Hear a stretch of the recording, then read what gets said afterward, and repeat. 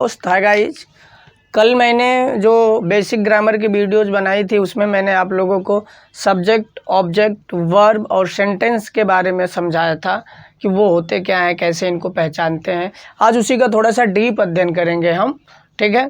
तो टाइम ना ख़राब करते हुए, वीडियो को लंबी ना करते हुए थोड़ा स्टार्ट कर लेते हैं वीडियोज़, ठीक है। देखिए, पहला क्या है हमारा है यहाँ पे सब्जेक्ट। क्या है? सब्जेक्ट। सब्जेक्ट हमने कल ही समझा दिया था, दो प्रकार का होता है। सब्जेक्ट क्या होता है हमारा? दो प्रकार का होता है। और भी टाइप्स जो हैं वो हम डिटेल में पढ़ेंगे, लेकिन अभी फ़िलहाल हम दो ही टाइप्स पढ़ेंगे। एक वचनकर्ता, बहुवचनकर्ता, यानी सिंगुलर नाउन या सिंगुलर सब्जेक्ट आप कह सकते हैं और प्लूरल सब्जेक्ट कह सकते हैं। ये दो टाइप्स के होते हैं। अब इनके बारे में थोड़ा और जान लें। एक वचनकर्ता, ही, सी, इट या किसी का नाम। कह रहा ही, सी, इट, ये तो आएगा, ये कन्फर्म है। फिर कह रहा है किसी का नाम भी आएगा। वो नाम किसका हो सकता है? सजीव चीज़ों का हो सकता है, यानी लिविंग थिंग्स का हो सकता है, और निर्जीव यानी नॉन लिविंग थिंग्स का हो सकता है। एग्जाम्पल में किसी बिल्डिंग का अगर नाम है, जैसे ताजमहल एक बिल्डिंग का नाम है, कुतुब मीनार एक बिल्डिंग का नाम है, तो सारे क्या हैं? ये सिंगुलर सब्जेक्ट है। अब जैसे सजीव चीज़ों में आ जाओ, जैसे मेरा नाम, जैसे मेरा नाम है दीपक, तो मैं नाम है ना, तो मैं एक वचन में आऊँगा। जैसे दिल्ली का नाम एक शहर है दिल्ली, उसका नाम है दिल्ली, ठीक है। तो ये एक वचन में, ये निर्जीव चीज़ है। कुत्ते का नाम होता है टॉमी, तो तब भी वो क्या होगा? एक वचन होगा, क्योंकि नाम है। तो आप ये समझ लिए कि एक वचन कर्ता में यानी सिंगुलर सब्जेक्ट में क्या क्या आता है? ही, सी, इट या किसी भी चीज़ का नाम आ सकता है। वो दो ही टाइप्स की चीज़ होती हैं, नॉन लिविंग थिंग्स और लिविंग थिंग्स। अगर इनमें से किसी भी चीज़ का नाम है तो आप उसे सिंगुलर नाउन या सिंगुलर सब्जेक्ट कह सकते हैं। इतनी बात आ गई होगी आपको समझ में। चलिए, अब है बहुवचनकर्ता यानी प्लूरल सब्जेक्ट, आप जिसे इंग्लिश में कहते हैं। देखिए, I, we, you, they, these, those या एक से ज़्यादा, इतने तो ये कन्फर्म आने ही आने, ये श्योर आएंगे ही आएंगे बहुवचन में। अब उसके बाद क्या आगे कह रहा है? एक से ज़्यादा। जैसे सपोज दैट हमने यहाँ पे लिखा है बुक्स, किताबें, किताब और किताबें। किताबें जब बात आ जाएगी तो एक से ज़्यादा ही रहेंगी। बॉयज़, लड़के, यानी एक से ज़्यादा की बात हो रही। जहाँ पे एक से ज़्यादा की बात की जाती हो वहाँ पे बहुवचन आता है। अब आप कई लोगों पूछेंगे कि आई तो अकेला है, यू तो अकेला है, ठीक है। तो यहाँ पे क्या होता है? आई जो है, ठीक है, ये एक वचन और बहुवचन दोनों में आ जाता है। जब हम टेंस पढ़ेंगे तो समझेंगे। ये अंग्रेज इसी तरह इस्तेमाल करते हैं, इसका कोई सटीक आंसर नहीं है, ठीक है। ऑब्जेक्ट क्या होता है? ये पढ़ा चुका हूँ। ऑब्जेक्ट क्या होता है आप वीडियो नंबर 1 जाके देख लेंगे, ठीक है, आपको समझ में आ जाएगा। कह रहा है कि ऑब्जेक्ट भी दो प्रकार के होते हैं। पहला डायरेक्ट ऑब्जेक्ट और इनडायरेक्ट ऑब्जेक्ट। हमारे पास ऑब्जेक्ट कितने प्रकार के हैं? दो प्रकार के हैं, डायरेक्ट ऑब्जेक्ट, इनडायरेक्ट ऑब्जेक्ट। देखिए, डायरेक्ट ऑब्जेक्ट क्या होता है उसको देख लेते हैं। यह निर्जीव वस्तु को बताता है तथा क्रिया में क्या लगाने से प्राप्त होता है। कह रहा है कि जो डायरेक्ट ऑब्जेक्ट होता है ना, वो किसको शो करता है? नॉन लिविंग थिंग्स को शो करता है। मतलब वो निर्जीव वस्तुओं के बारे में बताता है, और उसी को हम क्या कहते हैं? डायरेक्ट ऑब्जेक्ट कहते हैं। कह रहा क्रिया में क्या लगाने से, यानी क्रिया में जब आप क्या शब्द लगा के पूछेंगे प्रश्न, तो आपको ये समझ में आएगा कि जो शब्द मिला है वो शब्द क्या है? डायरेक्ट ऑब्जेक्ट है। एग्जाम्पल से बढ़िया समझ में आएगा। देखिए, लिखा है उसने मुझे खाना दिया।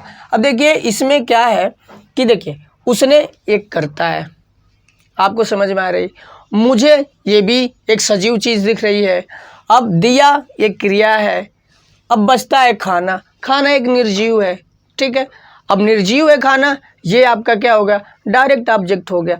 अभी अगर इसी क्रिया में, जैसे मैंने इस क्रिया में लगा दिया, मैंने कहा ना क्या शब्द, तो देखिए इस क्या शब्द को मैं इसके आगे लगाऊँ, क्या दिया, क्या दिया, तो खाना, खाना ही तो दिया, तो खाना क्या हो गया? Direct object. जैसे मैंने और एग्जाम्पल आपको समझा दूँ, तुमने मुझे किताब पढ़ाई, ठीक है। अब अगर मैं यहाँ लगाऊँ क्या पढ़ाई, क्या पढ़ाई? किताब, किताब क्या हो गया? डायरेक्ट ऑब्जेक्ट हो गया। जैसे मैंने कहा तुम मुझे पानी देते हो, क्या देते हो? पानी, तो पानी क्या हो गया? Direct object.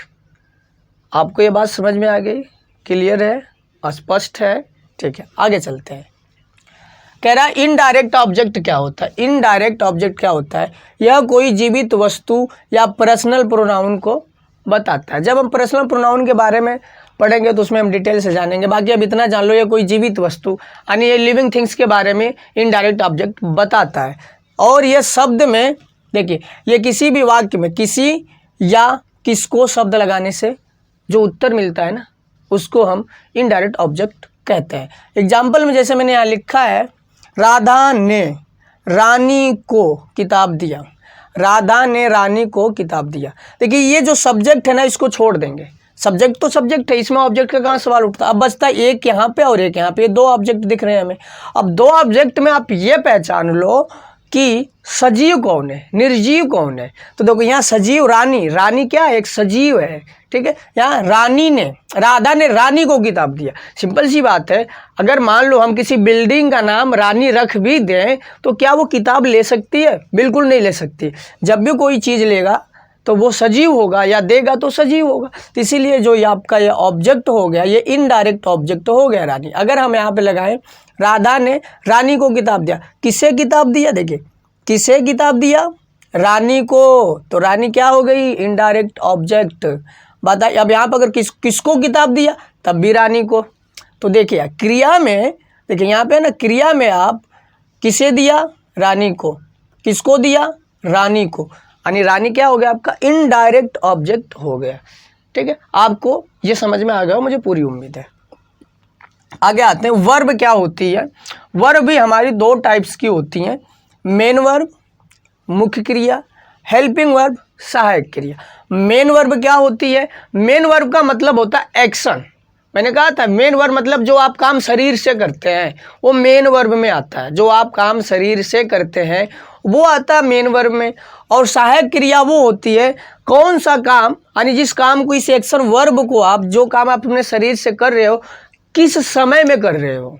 जैसे प्रेजेंट में कर रहे हो, पास्ट में कर रहे हो, फ्यूचर में कर रहे हो, उसको बताने के लिए हमें हेल्पिंग वर्ब की आवश्यकता पड़ती है, सहायक क्रिया की आवश्यकता पड़ती है। ठीक है, तो इसको जो है ना, इसको हम जानेंगे कहाँ? जब टेंस पढ़ेंगे तो उसमें हम जानेंगे कि हेल्पिंग वर्ब्स होती क्या हैं।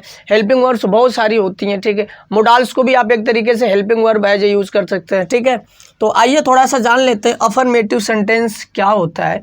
अफर्मेटिव सेंटेंस क्या होता है, ये आपको वर्ब समझ में आ गई होगी, फिर से बता देता हूँ। मेन वर्ब मुख्य क्रिया जो काम शरीर से करते हैं, हेल्पिंग वर्ब यानी जो हमने काम शरीर से किया है वो किस समय में किया गया है उसको दिखाने के लिए हेल्पिंग वर्ब आती है। चलिए अब आते हैं अफर्मेटिव सेंटेंस। देखिए कैसे इसको लगाएंगे। कह रहा subject, helping verb, main verb, object और अदर वर्ड्स। कह रहा जब भी अफर्मेटिव सेंटेंस हमें बनाना हो, अफर्मेटिव सेंटेंस जब भी बनाना हो, वो चाहे किसी भी टेंस का हो, किसी भी तरीके का अफर्मेटिव सेंटेंस हो, अगर मुझे इस तरीके से इसको बनाना है तो पहले क्या लिखना पड़ेगा? सब्जेक्ट, फिर हेल्पिंग वर्ब, फिर मेन वर्ब, फिर ऑब्जेक्ट, फिर अदर वर्ड्स जो भी आते हैं। ठीक है, ये एग्जाम्पल में देखते हैं। वह मंच पर नाच रही है। अब इसमें देखिए नाचने का काम कौन कर रहा है? वह क्या हो गया? आप वह को क्या करेंगे? कर्ता लिखेंगे तो वह की इंग्लिश यहाँ पे सी होगी क्योंकि रही है, लड़की है, सी। और ये प्रेजेंट कंटीन्यूअस टेंस है इसलिए यहाँ पे इज आएगा। She is dancing on the stage. देखिए आईएनजी क्यों जुड़ गया? ये टेंस के अनुसार आईएनजी जुड़ा है। वर्ब क्या होती है? टेंस के अनुसार बदलती रहती है।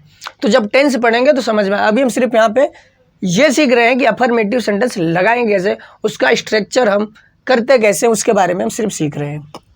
अब आता है नेगेटिव सेंटेंस। देखिए यहाँ पे लिखा subject, helping verb plus note plus main verb plus object plus other words. आपको कुछ नहीं करना है, जो अफर्मेटिव सेंटेंस है उसी में तीसरे नंबर पे नोट लगा दीजिएगा। तीसरे नंबर पे हमें क्या करना है? नोट लगाना है। 1 2 3। देखिए तीसरे नंबर पे मैं किताब नहीं पढ़ रहा हूँ। I am not reading book. I am, देखिए सहायक क्रिया के बाद क्या होगा? नोट। यानी तीसरे नंबर पे हमने क्या लगा दिया? नोट लगा दिया। ठीक है, आपको ये बात अच्छे से समझ में आ गई होगी कि नेगेटिव सेंटेंस में क्या करते हैं? नोट लगाते हैं। कहाँ? तीसरे नंबर पे। अब हम इंट्रोगेटिव सेंटेंस के बारे में जान लेते हैं। इंट्रोगेटिव सेंटेंस क्या होते हैं। इंट्रोगेटिव सेंटेंस दो प्रकार के होते हैं, ठीक है। जब क्या शब्द पहले आए तो उसकी अंग्रेजी नहीं लिखते हैं, सहायक क्रिया पहले लिखते हैं। कह रहा है कि जब वाक्य में, प्रश्नवाचक वाक्य में ना क्या शब्द पहले आ जाता हो तो उसकी इंग्लिश नहीं लिखते हैं, वहाँ पे सहायक क्रिया से स्टार्ट करते हैं सबसे पहले सेंटेंस को। देखिए फार्मूला है helping verb plus subject plus verb plus object plus other words, ठीक है। शुरू करते हैं। देखिए क्या रोहन किताब पढ़ रहा है। देखिए क्या शब्द यहाँ पहले आया है, क्या शब्द पहले आया तो इस फार्मूले पे बनाते हैं। पहले सहायक क्रिया लिखेंगे इज, फिर लिखेंगे रोहन, फिर लिखेंगे रीडिंग, फिर लिखेंगे बुक, ठीक है। बहुत लोगों को सहायक क्रिया समझ नहीं आ रही होगी, ये आईएनजी क्यों जोड़ दे रहा हूँ। एक्चुअल में ये टेंस पे डिपेंड करते हैं कि टेंस बदलेगा सहायक क्रिया बदल जाएगी, वर्ब भी बदल जाती है। तो फिलहाल आपको ना सिर्फ अभी इतना फोकस करना है कि जो इंट्रोगेटिव सेंटेंस होता है जिसमें क्या शब्द पहले आता है उसको बनाने के लिए जो स्ट्रक्चर फॉलो किया जाता है वो ये होता है। हेल्पिंग पहले लिखेंगे, सहायक, फिर सब्जेक्ट लिखेंगे, फिर वर्ब लिखेंगे, फिर ऑब्जेक्ट, फिर अदर वर्ड्स लिखेंगे। ये आपको याद रखना सबसे ज़रूरी। अब आते हैं बाकी प्रश्नवाचक शब्द वाक्य में कहीं भी आए तो उसकी अंग्रेजी लिखते हैं। जैसे यहाँ पे क्या शब्द पहले आया था ना, तो अब इस वाले में क्या शब्द अगर बीच में आ जाए तो उसकी इंग्लिश लिखेंगे। अब बाकी के जितने शब्द हैं ना वो कहीं भी आए, जितने भी प्रश्नवाचक शब्द बाकी के हैं वो कहीं भी आ जाएं उनकी अंग्रेजी पहले लिखते हैं। जैसे देखिए question word, helping verb, subject, verb, object, other words, ये हमें इसका स्ट्रक्चर है। जैसे मैं क्या नदी में कूद रहा हूँ, देखिए क्या शब्द पहले आ गया, बीच में आ गया। अगर क्या शब्द बीच में आ जाए या क्या शब्द कर्ता के बाद कहीं भी सेंटेंस में आता हो तो उसकी अंग्रेजी पहले लिखेंगे, लेकिन जब पहले आए, समझिएगा इस कन्फ्यूजन को दूर करिए, जब क्या शब्द पहले आए तो उसकी इंग्लिश नहीं लिखेंगे, और जब क्या शब्द कर्ता के बाद या सेंटेंस में कहीं और भी आ जाए तो उसकी अंग्रेजी लिखेंगे। आई बात समझ में। तो पहले लिखेंगे व्हाट, फिर सहायक क्रिया am I jumping in the river. आपको ये कैसे बना ये ध्यान नहीं देना है, आपको सिर्फ अभी ये स्ट्रक्चर पे ध्यान देना है कि इंट्रोगेटिव सेंटेंस का स्ट्रक्चर किस तरीके से होता है। टेंस तो जब शुरू करूंगा तो आप तो ऐसे सीख जाओगे, पहले ये जरूरी जानना है, इसके बिना सच में इंग्लिश नहीं आएगी। क्यों हम पानी पी रहे हैं, अब देखिए यहाँ पे क्यों शब्द पहले आ गया तो इसकी इंग्लिश लिखेंगे। ये क्यों शब्द पहले आ गया इसकी इंग्लिश लिखेंगे, या चाहे क्यों शब्द बीच में आ जाए तब भी इसकी इंग्लिश लिखेंगे। सिर्फ जो पहला रूल क्या के लिए ही है, बाकियों के लिए नहीं है। तो why are we drinking water, आई बात समझ में। इस रूल को आपको याद रखना है। ये टेंस, ये जो इसकी इंग्लिश कैसे बन रही है इसको नहीं याद रखना है, इसके रूल को पहले याद रखना है कि रूल कैसे फॉलो किए जाएंगे। जब हम टेंस पढ़ेंगे तो उसके बाद ये सारी चीज़ें क्लियर हो जाएंगी। लगभग चौथी वीडियो से हम टेंस स्टार्ट करेंगे, तो अभी फिलहाल एक वीडियो और बनेगी जिसमें आपका एक और बेसिक चीज़ें हैं जो आपको कराई जाएंगी, ठीक है। अब आता है निगेटिव इंट्रोगेटिव सेंटेंस। क्या होता है निगेटिव इंट्रोगेटिव सेंटेंस, इसमें कर्ता के बाद नोट लगा देते हैं, ठीक है। देखिए क्यों हम किताब नहीं पढ़ेंगे, तो देखिए क्यों की इंग्लिश पहले हमने व्हाई लिखा, फिर विल लिखेंगे, फिर वी लिखेंगे और वी के बाद ही नोट लगाएंगे, फिर रीड बुक लिख देंगे, ठीक है। वहाँ पे क्वेश्चन मार्क आएगा, ठीक। तो आपको ये बात समझ में आई कि निगेटिव और इंट्रोगेटिव सेंटेंस कैसे बनते हैं। उसमें हमेशा कर्ता के बाद क्या करते हैं, नोट लगाते हैं और कुछ नहीं करते हैं, सारे रूल इंट्रोगेटिव वाले सेट करते हैं। आई होप आपको ये समझ में आ गया होगा। अगर आपको वीडियो अच्छी लगी तो इसे लाइक शेयर कमेंट करें। आपने अगर इससे कुछ भी थोड़ा सा भी सीखा होगा तो